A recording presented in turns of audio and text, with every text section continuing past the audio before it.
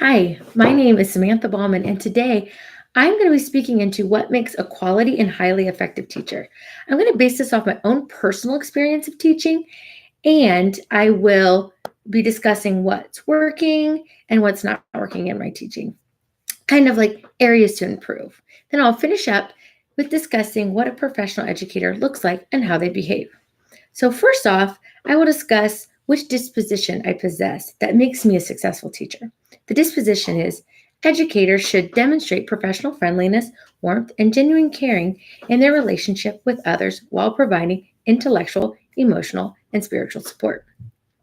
So, I do this by starting off, I start with the emotional support.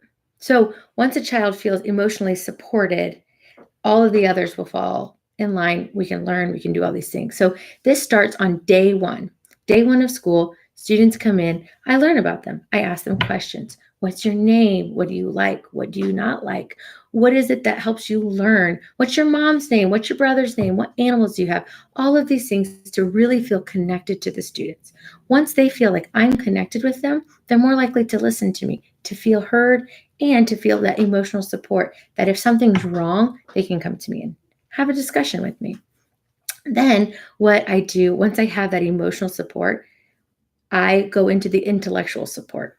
And what this may look like in my classroom is giving phrases and sayings and things that make the kids really feel loved and heard and like what they have to share matters. This also really supports them in taking educational risks. So, for example, if a student raises their hand, they have the question, they know the answer, they know it, and boom, they accidentally get it wrong. Oh, in some classes, this can be so devastating, and I never want to raise my hand again. However, in my classroom, I've set something up a little differently. Oh, we made a mistake. That's okay. It is okay to make mistakes while learning. And we say that over and over and over again. It is okay to make mistakes while learning. And then the students feel like, oh, okay, it's all right. I made a mistake. How can I learn from this? So it's not just, it's okay, I made a mistake. How can I learn from this? And the more that they're learning from their mistakes, the more that they're learning, right? Overall, win win. I'm learning and I feel secure in my education. We also say things like, if we make a mistake, we still say, you're so cool. And really, what we're saying is the person is cool. The answer might be wrong. That's okay. Your brain sometimes is foggy and makes mistakes, but you, as a person, are still cool. So when somebody raises their hand, they're taking a risk and they're still cool for taking a risk, even if they may have gotten the answer incorrect. So after we do all of these things, it makes the kids feel secure in my class, they feel safe, and then they're willing to learn and willing to take those educational risks that they can do to move forward. So the next is the area that I would love to spend a little bit more time improving. So the disposition that I'm working on improving is where the students are going to where I'm looking at their cultural diversities. And the reason why I really stuck to this one, and there was more to it than that, but the one that really stuck to me about that was the cultural diversity. And I worked in different cultural schools, and the one I'm currently at is in Toledo, Ohio, and it's working with students of English as a second language in the Latino community.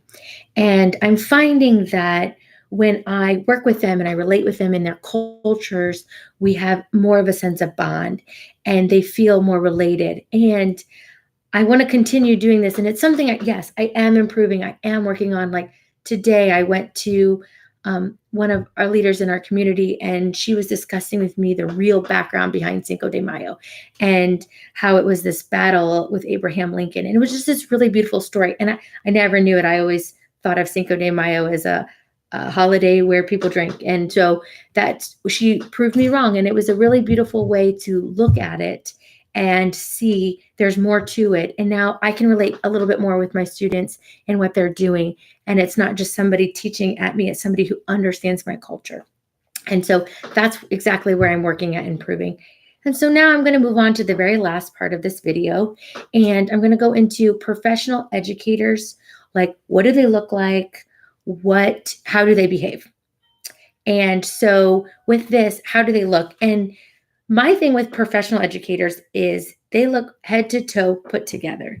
And this doesn't mean the finest clothes or the most expensive things or anything along those natures, but this looks like I didn't roll out of bed and walk into the building. It doesn't mean I pulled my clothes up off the floor and came in. Like my experience with educators is when they're put together and they put the effort in towards school, it shows the students, hey, my teacher really cares about me. My teacher, this is really important to them. And when they're here, they make me a priority. And making me a priority is really big. And so by showing up in this manner, by showing up professional, it is in nice clothes put together, makes me feel confident, makes them feel confident. So, how does a professional behave? So, professional behaves like if, in my experience, a very professional person is if there's like majority is in conflict. If there's something going on or something past and we don't really necessarily like it as educators, right? It's like problem solving together, uniting as a community to solve the problem, figure it out. What comes next? And once we do that, the students will do that. And then when the students do that, we'll grow up to the next generation of people that are behaving and acting like this. And also to me, professionalism is like also being in integrity. And in that standard of modeling integrity, showing up to work on time, being our word. I say I'm going to do this, I'm going to do this. I say I'm going to get this, I'm going to get it. And creating that space for them. So, thank you so much for listening into my tidbit of what I am creating in my classroom.